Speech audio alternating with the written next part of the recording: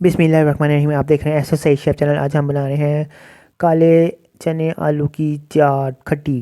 तो शुरू करते हैं अल्लाह ताला का नाम लेकर। आपने एक पाव के करीब काले चने बॉयल कर लेने के गल जाएं अच्छी तरह से। अब आपने हस्ब ज़रूरत प्याज और 2 अदद खीरे, 1 अदद चुकंदर क्यूब और 1 से 2 अदद शिमला मिर्च क्यूब और 3 अदद आलू बॉयल करके क्यूब।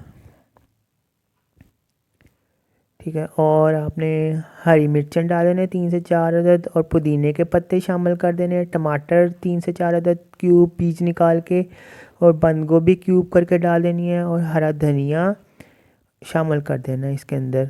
ठीक है, और आपने 3 से 4 अदद लीमू ले लेने, उनको निचोड़ कर इसमें जूस शामिल कर देना छान के, और मिक्स कर लेना। अब आपने इसके अंदर चाट मसाला शामिल कर देना है हस्ब ज़ायका, और नमक शामिल कर देना है हस्ब ज़ायका।